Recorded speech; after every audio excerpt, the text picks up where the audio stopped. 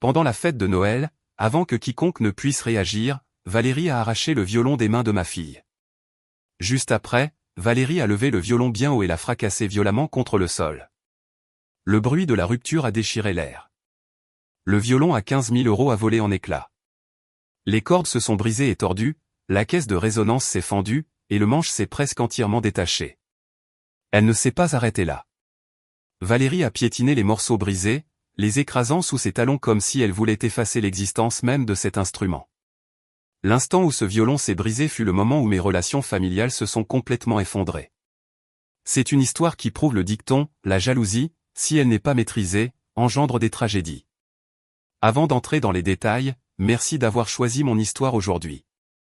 J'espère que votre journée est remplie de joie. Laissez-moi un j'aime si vous souhaitez me souhaiter de bonnes choses aussi. Bonjour à tous, je suis Marc Dubois, un ingénieur logiciel de 40 ans vivant à Lyon. J'ai une petite famille avec ma femme, Juliette, et ma fille, Léa. Nous vivons dans une maison du quartier de la Croix-Rousse où le son du violon de Léa chaque après-midi est devenu une partie familière de notre vie. Chaque fois que je vois ma fille tenir son violon avec un sourire éclatant, je suis submergé par un sentiment de fierté. Mais en même temps, je ressens aussi une certaine tristesse car je ne peux toujours pas oublier ce qui s'est passé il y a près de 2 ans lors de la fête de Noël chez mes parents. En décembre 2023, j'ai accepté l'invitation pour le réveillon de Noël chez mes parents, dans la banlieue lyonnaise d'Écully. Léa n'avait que 10 ans à l'époque. Tout au long du trajet, Léa tenait soigneusement son étui à violon dans ses bras, le caressant parfois affectueusement. Avant de sortir de la voiture et d'entrer chez mes parents, je me suis tourné vers ma fille et lui ai dit doucement, « Si tu te sens mal à l'aise, dis-le-moi simplement. Nous pouvons partir à tout moment. » Juste après que j'ai dit cela, Léa a hoché la tête, puis a pris ma main et a répondu, « Ça ira, papa. Je veux jouer du violon pour papy. » En entendant ma fille chuchoter, j'ai tendu la main et lui ai caressé la tête pour l'encourager. Nous venions juste de sortir de la voiture quand papa a ouvert la porte et a couru dehors, le visage rayonnant. Il a écarté les bras et a serré Léa fort contre lui, puis lui a dit, « Voilà ma petite fille. Tu m'as tellement manqué. Tu as grandi si vite, je t'ai presque pas reconnu. » Léa a rigolé quand mon père l'a soulevée. Puis il s'est tourné vers moi, m'a donné une tape amicale sur l'épaule et a dit avec enthousiasme, « Marc, tu es enfin rentré. Je croyais que tu avais oublié le chemin de la maison. » Après la plaisanterie de papa, j'ai souri et répondu, « Je suis soulagé de voir que tu es toujours aussi solide. » Après quelques salutations, papa a passé son bras autour de mon épaule, son autre main guidant Léa vers la maison. Il n'arrêtait pas de poser des questions sur mon travail, sur la scolarité de Léa. Son enthousiasme me faisait chaud au cœur après une année de séparation. Lorsque nous sommes entrés dans la maison, l'atmosphère a complètement changé. Ma mère était assise sur le canapé à ce moment-là, elle nous a juste jeté un coup d'œil, puis s'est retournée pour parler à ma sœur.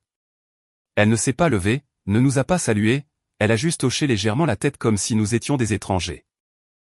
Ma sœur Valérie était assise à côté de ma mère avec son mari Hervé et leur fille de 11 ans, Chloé. Chloé était recroquevillée dans le coin du canapé, les yeux tristement baissés sur ses mains. J'ai remarqué que Chloé avait perdu beaucoup de poids depuis la dernière fois que je l'avais vue.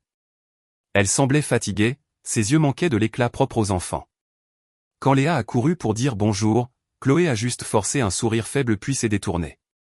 Alors que j'étais encore surpris par leur attitude, mon cousin Kevin est sorti de la cuisine avec une bière à la main. Kevin avait 28 ans cette année-là, c'est le fils de l'oncle Robert, le frère cadet de mon père. Kevin m'a vu et est immédiatement venu me taper amicalement sur l'épaule en disant « Marc, ça fait un bail. Ta bonne mine. » Suivant Kevin, il y avait l'oncle Robert. Il est venu, a passé son bras autour de moi et a dit chaleureusement « Marc, tu m'as tellement manqué. Léa est si grande maintenant. La dernière fois que je l'ai vue, elle était minuscule. » Après ces paroles, je lui ai demandé des nouvelles de sa santé et des autres parents qui étaient encore assis dans le salon de mes parents. L'enthousiasme et l'attention que mes proches montraient pour ma famille me réchauffaient le cœur. À ce moment-là, je n'avais aucune idée que des yeux jaloux surveillaient chacun de nos mouvements. Vers 19 h, le dîner de Noël a eu lieu dans une atmosphère forcée. Valérie se vantait constamment de son poste de cadre, de ses gros projets et de ses primes de fin d'année. Maman écoutait avec satisfaction, hochant parfois la tête en signe d'approbation. Hervé intervenait parfois pour soutenir sa femme, mais il était clair qu'il se sentait aussi tendu dans l'atmosphère lourde de la soirée. L'oncle Robert essayait de détendre l'atmosphère en racontant de vieux souvenirs de famille. Il parlait des fois où toute la famille allait camper dans le massif de la Vanoise quand nous étions petits, ainsi que des matchs de l'Olympique lyonnais que nous regardions ensemble. Kevin a aussi essayé de créer une ambiance joyeuse en partageant des expériences amusantes de ses jours chez les chasseurs alpins, mais je voyais bien qu'il sentait aussi la tension. Au milieu du dîner, maman s'est soudainement tournée vers Chloé et a demandé d'une voix un peu dure, « Chloé, comment ça se passe le piano ces derniers temps? Ta mère a dit que tu séchais les cours depuis des semaines maintenant. » Chloé a baissé la tête et n'a pas répondu à la question de ma mère. À ce moment-là, Valérie est immédiatement intervenue, la voix tendue, elle est paresseuse pour s'entraîner. Je l'ai inscrite au meilleur conservatoire de Lyon et elle ne fait même pas d'efforts. L'oncle Robert a vu cela et a immédiatement essayé de défendre Chloé. Il a dit fort, Chloé est encore jeune. Laisse-lui du temps et elle s'y intéressera. Valérie n'a pas répondu à l'oncle Robert. Elle est restée silencieuse, fixant sa fille avec un regard agacé. Alors que l'atmosphère était tendue, mon père a commis une grave erreur. Il s'est tourné vers Léa et a dit fièrement à tout le monde, Léa est différente. Elle est tellement travailleuse. Elle pratique le violon tous les jours. N'est-ce pas, Léa? Après la question inattendue de mon père, Léa a hoché la tête timidement, semblant mal à l'aise avec la comparaison.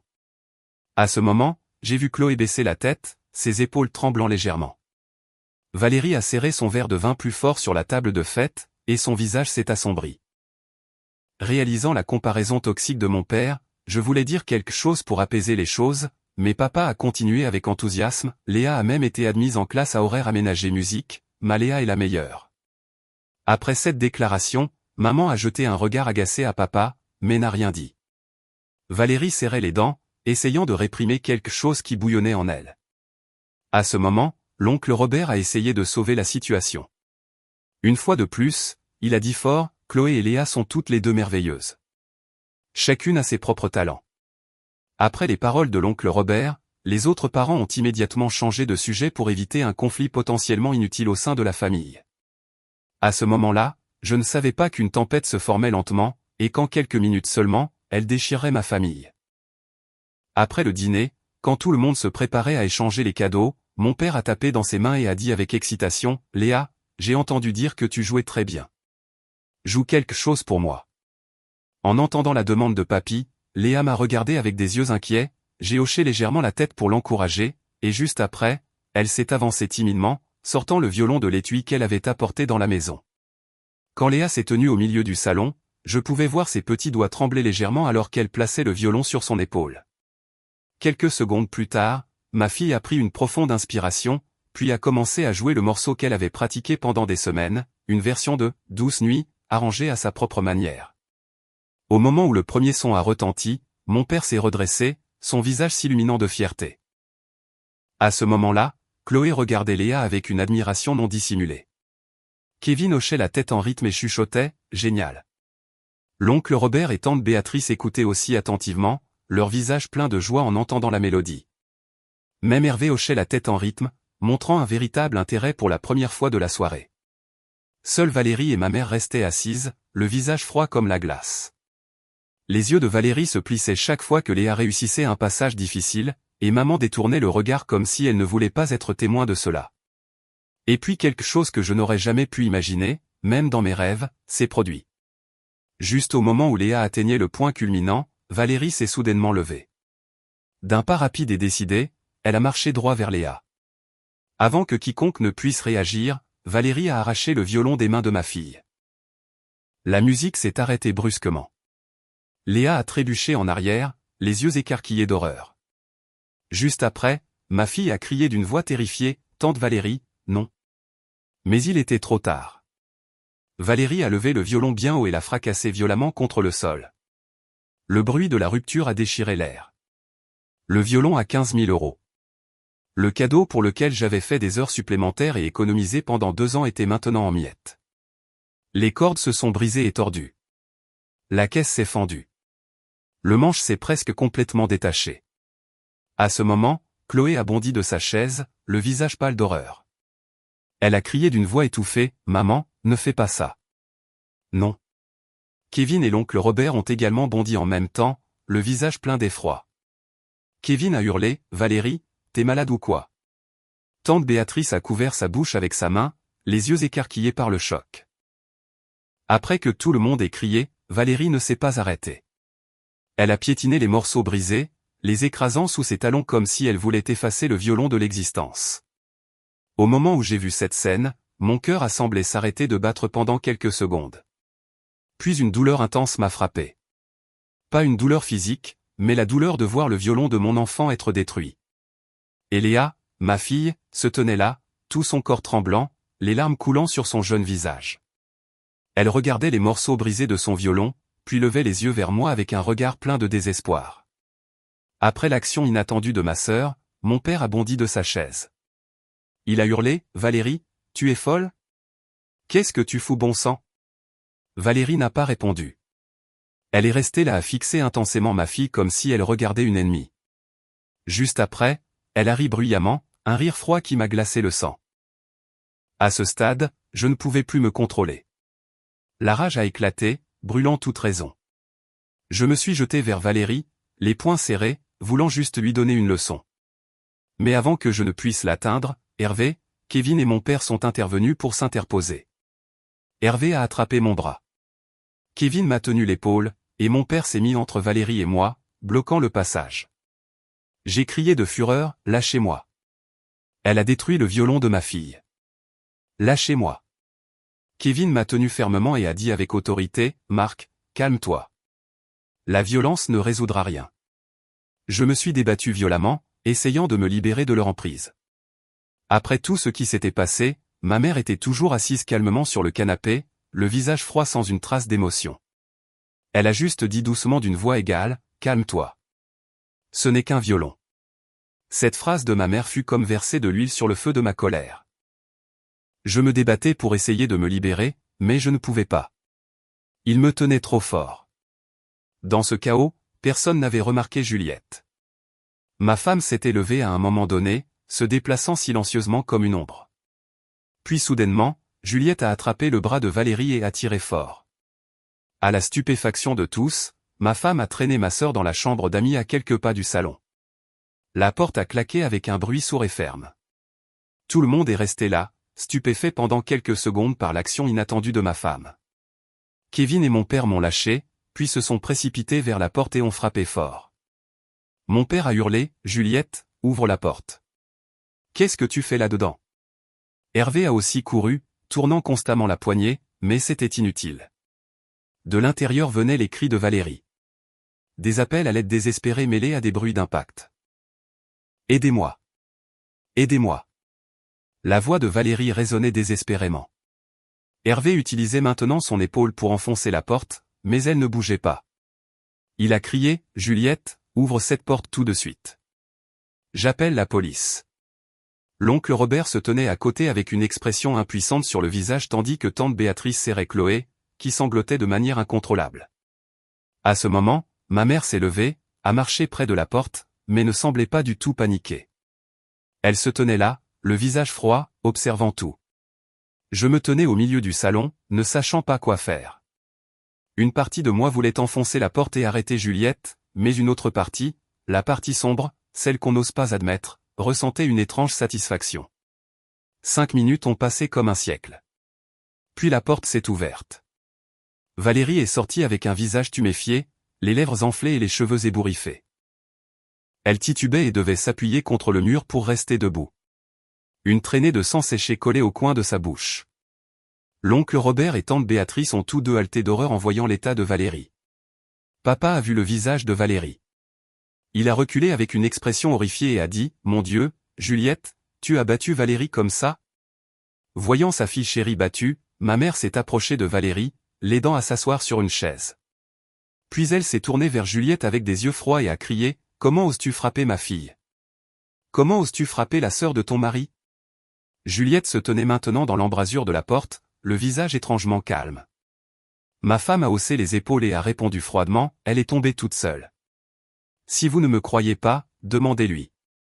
Je n'ai frappé personne. » Valérie a crié d'une voix tremblante, « Elle est folle. J'appelle la police. » Je vais la mettre en prison. Juste à ce moment-là, papa s'est mis au milieu de la pièce.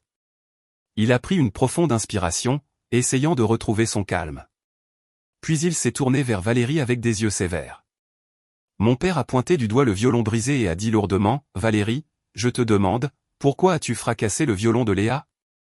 Valérie a bégayé en retour, « Papa, regarde mon visage. Je me suis fait tabasser comme ça, et tu demandes encore pour le violon ?» Papa a répondu fermement, « Je te le demande d'abord. S'il te plaît, réponds-moi. Pourquoi as-tu fait ça ?» Valérie était silencieuse. Impossible de répondre. À ce moment, papa s'est tourné vers Juliette, ses yeux toujours sévères. Il a dit à ma femme, « Juliette, je comprends que tu sois en colère parce que ta fille a été traitée comme ça, mais frapper les gens est mal. Peu importe ce que Valérie a fait, tu n'as pas le droit d'utiliser la violence. » Juliette a répondu calmement, « Je sais. Je suis prête à assumer mes responsabilités. » Après la réponse de ma femme, papa a soupiré, s'est tourné vers Valérie et a continué, « Valérie, tu dois t'excuser auprès de Léa et la dédommager pour le violon. Ce violon était la propriété de Léa. Tu n'avais aucun droit de le détruire. » Immédiatement, maman a bondi, sa voix froide alors qu'elle demandait, « Papa, qu'est-ce que tu dis? Ta fille s'est fait tabasser comme ça, et tu la forces à s'excuser. » Après la question de maman, papa s'est immédiatement tourné vers elle, disant fermement, « Tais-toi. Valérie a eu tort en premier. Elle a fracassé le violon d'une enfant de 10 ans. Tu ne vois pas Léa pleurer là-bas ?» Maman a regardé papa avec des yeux colériques et a répondu, « Tu prends toujours le parti de Marc. Ta fille a le visage tuméfié et tu la forces encore à s'excuser. Et tu m'aimes son père ?» Ce que maman a dit alors a rendu mon père encore plus en colère. Papa a frappé du poing sur la table. Sa voix tonnait, « De qui je prends le parti? J'essaie d'être juste. Valérie qui fracasse le violon, c'était mal. Juliette qui frappe quelqu'un, c'était aussi mal. Les deux doivent prendre leurs responsabilités. » Ce que papa a dit a fait hocher la tête à toutes les personnes présentes en signe d'accord. Kevin a alors dit fort, « C'est vrai. C'est juste. » Quelques secondes plus tard, mon père s'est tourné vers Valérie et a ordonné, « Tu t'excuses auprès de Léa et tu lui rembourses les 15 000 € pour le violon tout de suite. » Valérie a immédiatement crié, « Non, je ne m'excuserai pas. Je ne rembourserai pas. Pourquoi tout tourne toujours autour de Léa? Pourquoi est-elle toujours félicitée? Chloé est aussi ta petite fille, mais est-ce que tu t'intéresses à elle? » La question de Valérie est tombée dans le silence. À ce moment, papa a regardé Valérie avec des yeux déçus et a demandé directement, « Alors, c'est par jalousie? Tu es jalouse d'une enfant de 10 ans? » Après la question de papa, maman est intervenue, la voix froide, « Ça suffit. Valérie n'a pas tort. Chloé est toujours comparée à Léa. Chaque fois que la famille se réunit, vous ne parlez que de Léa. Léa joue bien du violon. Léa travaille bien à l'école. Léa ceci, Léa cela. Et Chloé?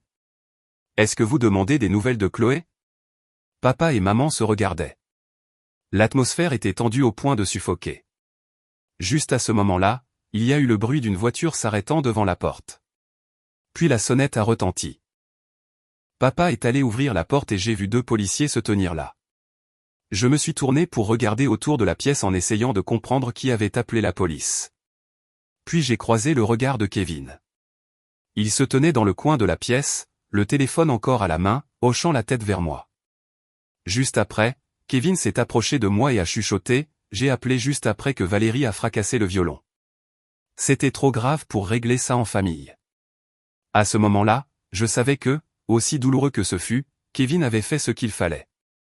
Notre famille avait besoin d'une intervention extérieure. Après que mon père a ouvert la porte, 2 policiers sont entrés, évaluant rapidement la situation. Le policier a vu le visage tuméfié de Valérie, les morceaux de violon brisés sur le sol et Léa pleurant dans mes bras. Le policier a parlé d'un ton professionnel, « Nous avons reçu un signalement concernant un incident ici. Quelqu'un peut-il me dire ce qui s'est passé ?» Mon père s'est avancé en essayant de rester calme et a répondu, « Je suis le propriétaire. C'est un peu compliqué, monsieur l'agent. » À ce moment, Valérie s'est précipitée devant la police, a pointé Juliette du doigt et a crié, « Elle m'a frappé. Regardez mon visage. Je veux porter plainte pour agression. » La policière s'est approchée de Valérie, examinant les blessures sur son visage. Puis elle s'est tournée pour regarder Juliette avec des yeux sérieux. À ce moment, Juliette s'est avancée, la voix toujours calme alors qu'elle répondait « Oui, je l'ai frappé. » Mais avant cela, elle a attrapé le violon de ma fille et l'a fracassé en morceaux. Ma fille n'a que 10 ans. Immédiatement, le policier a regardé le tas de débris du violon sur le sol, puis a regardé Léa, qui pleurait. Il a sorti son carnet et a dit « Très bien, nous devons prendre les dépositions de tout le monde. S'il vous plaît, restez calme et coopérez. » Le processus de prise de déposition a duré près d'1 heure. La policière a parlé en privé avec Léa, s'enquérant doucement de ce qui s'était passé. Le policier a pris les dépositions de moi, Juliette, Valérie et des autres. Kevin a également été interrogé comme témoin. Il a tout raconté en détail et honnêtement. Pendant que la police prenait les dépositions des autres, j'étais assis dans le coin du salon tenant Léa dans mes bras. Mon esprit tournait avec les images de ce qui venait de se passer. Mais alors de vieux souvenirs ont commencé à affluer comme un torrent. La relation entre Valérie et moi n'a jamais été paisible. Depuis que nous étions petits, nous vivions dans 2 mondes différents sous le même toit.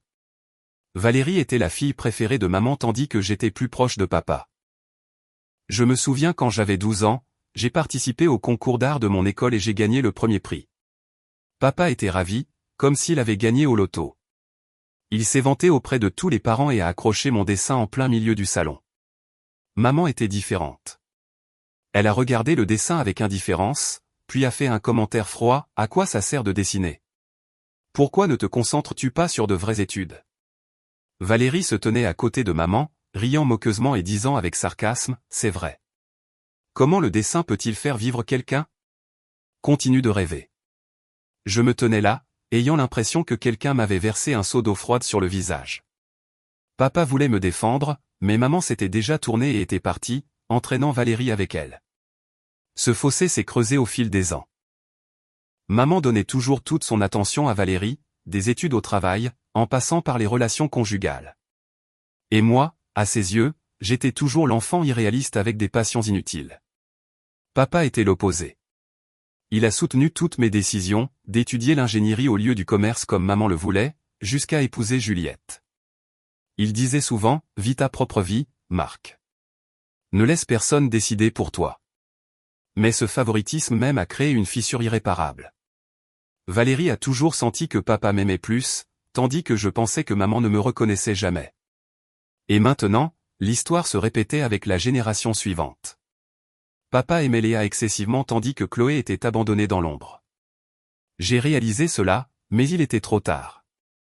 À ce moment, je me suis demandé si je portais une part de responsabilité dans cette tragédie. Avais-je inconsciemment contribué à la comparaison en me vantant toujours de Léa sans penser aux sentiments de Chloé? La réponse était douloureuse car je savais que même si ce n'était pas intentionnel, j'avais aussi contribué aux blessures de ma petite nièce.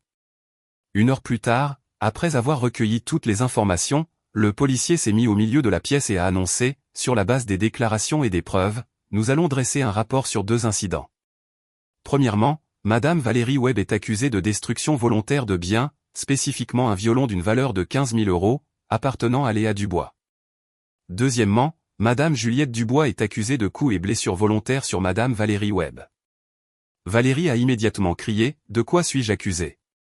Je suis la victime ici. » Le policier l'a regardé avec des yeux sérieux et a répondu, « Madame, votre destruction de la propriété d'autrui, surtout la propriété d'un enfant, est une violation de la loi. Les 2 parties devront faire face à leurs responsabilités légales. » À ce moment, maman s'est mise à côté de Valérie, sa voix froide alors qu'elle parlait à la police, « Nous engagerons un avocat. Vous allez devoir payer. » En entendant les paroles de maman, papa a secoué la tête, le visage fatigué et déçu. Il n'a rien dit, s'est juste tourné et est allé dans la cuisine. Cette nuit de Noël s'est terminée avec la police remplissant les rapports et convoquant les 2 parties au commissariat pour compléter les procédures nécessaires. Nous avons quitté la maison de mes parents en silence, Léa dormant épuisée dans mes bras. Sur le chemin du retour, Juliette conduisait tandis que j'étais assis à l'arrière avec ma fille. Ma femme n'a pas dit un mot, mais je pouvais voir ses mains serrer le volant fermement. Je savais qu'à partir de cette nuit-là, rien ne serait plus jamais pareil. Les jours après la nuit de Noël furent la période la plus sombre pour ma famille. Léa a sombré dans la dépression.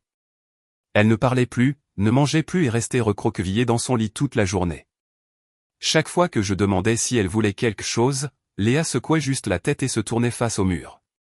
Après avoir longuement discuté avec ma femme, j'ai emmené ma fille voir un pédopsychiatre. Lors de la première séance, Léa n'a pas dit un mot. Elle restait assise là comme une statue, ses yeux sans vie fixant le vide. À la troisième séance, elle a soudainement éclaté en sanglots. Le docteur m'a dit que Léa avait dit à travers ses larmes « Je ne veux plus jouer du violon. J'ai peur que les gens me détestent.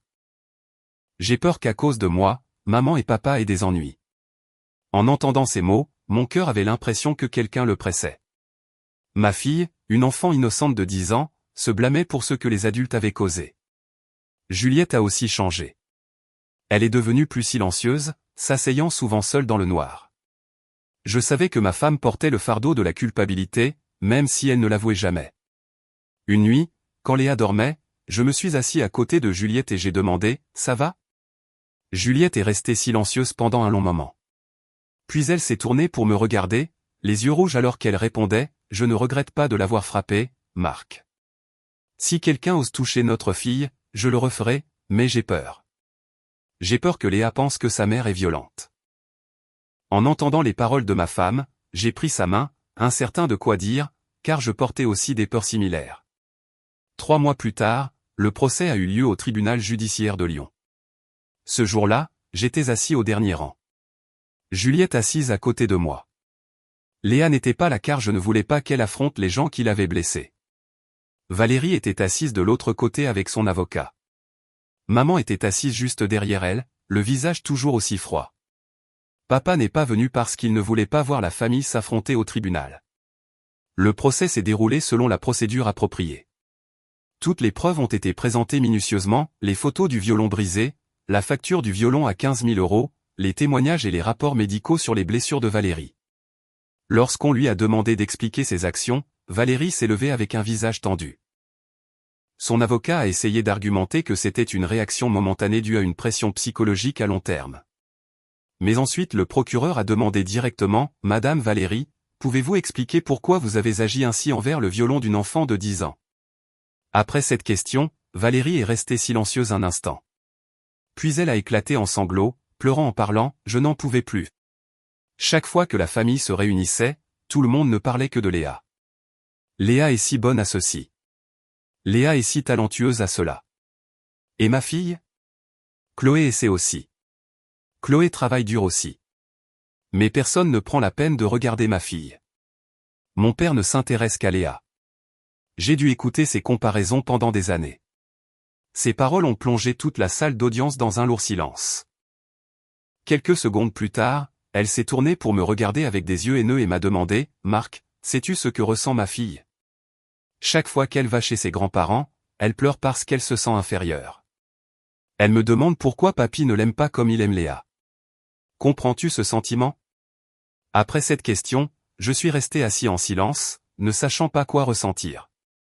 Une partie de moi comprenait la douleur de Valérie, mais une autre partie ne pouvait toujours pas pardonner ce qu'elle avait fait à ma fille. Après avoir entendu les arguments de toutes les parties, le juge a rendu le verdict. Valérie a été reconnue coupable de destruction volontaire de biens. Sentence, 2 ans de prison avec sursis, un stage de gestion de la colère obligatoire et 15 000 € de dédommagement pour le violon. Juliette a été reconnue coupable de coups et blessures légers. Sentence, 2 000 € d'amende et un stage de gestion de la colère obligatoire. Quand le juge a frappé le marteau pour clore la séance, j'ai regardé Juliette, ma femme était assise là avec un visage calme, mais je pouvais voir ses épaules s'affaisser légèrement. Un instant plus tard, maman s'est levée, aidant Valérie à sortir de la salle d'audience. En passant devant l'endroit où j'étais assis, elle s'est arrêtée une seconde, me regardant avec des yeux froids comme la glace. Elle n'a rien dit, s'est juste retournée et est sortie. C'était la dernière fois que j'ai vu maman.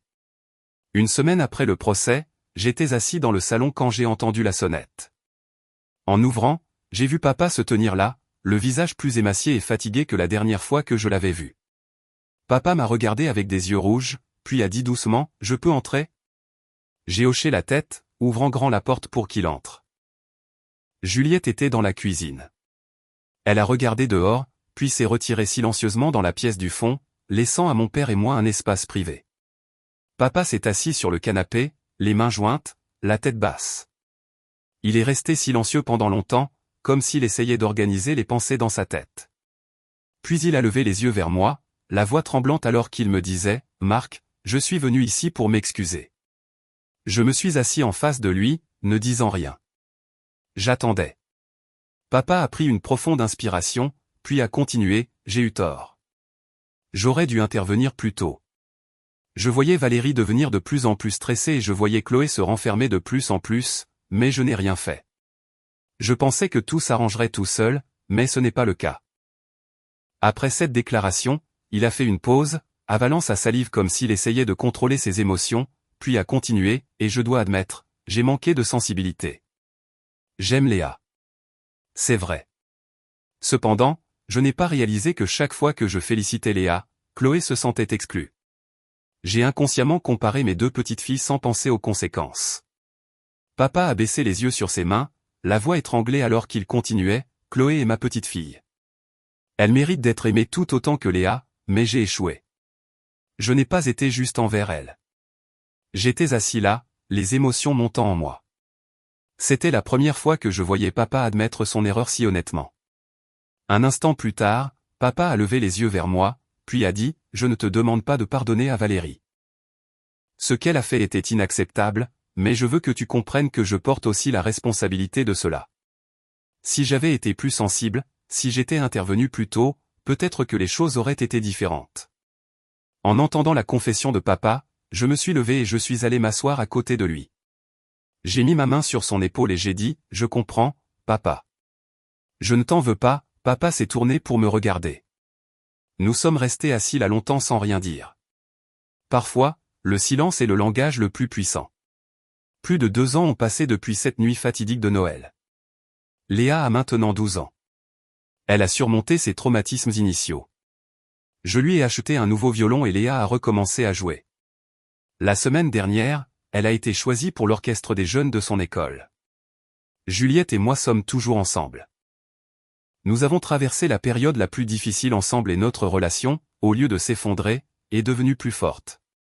Elle a terminé ses cours de gestion de la colère et a subi des changements significatifs. Nous avons appris à communiquer plus efficacement l'un avec l'autre et à partager nos émotions au lieu de les garder enfermées à l'intérieur. Papa m'appelle toujours chaque semaine. Il rend toujours visite à Léa et chaque fois qu'il la voit, il essaie de se contrôler pour ne pas comparer, pour ne pas trop se vanter. Je sais qu'il essaie de changer et c'est suffisant pour que j'apprécie. Maman est toujours silencieuse. Presque 2 ans sans un appel téléphonique, sans un SMS. Papa dit qu'elle est toujours en colère contre moi. Elle pense toujours que j'ai détruit la famille. Je ne suis pas sûr qu'elle changera un jour, mais j'ai appris à accepter cette réalité. Valérie a terminé ses cours de gestion de la colère et a payé la totalité des 15 000 € de dédommagement. D'après ce que papa m'a dit, elle a beaucoup changé, est moins colérique et essaie de reconstruire sa relation avec Chloé. Je ne suis pas sûr de lui pardonner un jour, mais j'espère que Chloé ira bien. Quelque chose d'inattendu s'est produit il y a quelques mois. J'ai reçu une lettre de Chloé. Elle a écrit qu'elle n'en veut pas à Léa. Elle comprend que ce que sa mère a fait était mal. Chloé s'est excusée au nom de sa mère et a dit que Léa lui manquait ainsi que les moments où les deux cousines jouaient ensemble avant que tout n'arrive. J'ai lu la lettre, puis je l'ai donnée à Léa pour qu'elle la lise. Léa a pleuré. Depuis lors, Léa et Chloé ont commencé à s'envoyer des SMS. Au début, juste de courts messages, prenant des nouvelles l'une de l'autre. Puis, petit à petit, les deux ont parlé davantage et partagé plus. Je ne l'ai pas empêché parce que je comprends que Léa et Chloé sont toutes deux victimes dans cette tragédie. Elles ne devraient pas avoir à porter les conséquences des erreurs des adultes. Après tout ce que nous avons traversé, je veux partager avec vous 5 conseils que j'ai appris de la tragédie de ma famille. Premièrement, ne comparez jamais les enfants entre eux. Chaque enfant a sa propre valeur, et chacun mérite d'être aimé équitablement. Ne laissez pas un enfant vivre dans l'ombre d'un autre. Deuxièmement, contrôlez toujours vos émotions, surtout dans les situations tendues. Peu importe à quel point vous êtes en colère, la violence n'est jamais la meilleure solution. Laissez la loi intervenir. Troisièmement, exprimez vos émotions au lieu de les laisser s'envenimer. Valérie nourrissait du ressentiment depuis des années sans que personne ne s'en rende compte. Si elle avait dit honnêtement à papa qu'elle se sentait discriminée dès le début, si elle avait partagé la douleur de Chloé, peut-être que les choses auraient été différentes. Quatrièmement, ne laissez pas les enfants porter la culpabilité des adultes. Léa et Chloé sont toutes deux victimes dans cette histoire. Chloé s'en voulait de penser qu'elle n'était pas assez bonne et Léa se sentait coupable d'être excellente et de rendre les autres jaloux. C'est quelque chose que je ne veux jamais voir. Enfin, intervenez tôt lorsque vous voyez des signes de tension. Papa et moi avions remarqué que Valérie était de plus en plus stressée tandis que Chloé se repliait sur elle-même, mais nous pensions que tout s'arrangerait tout seul. C'était une erreur. Lorsque vous remarquez des signes inhabituels dans votre famille, prenez l'initiative de comprendre et de traiter les problèmes à la racine. N'attendez pas que tout explose. Mon histoire se termine ici. Avant de finir, j'ai une question à vous poser. Si j'étais vous et que j'étais témoin de ma sœur fracassant le violon de mon enfant, qu'aurais-je fait ?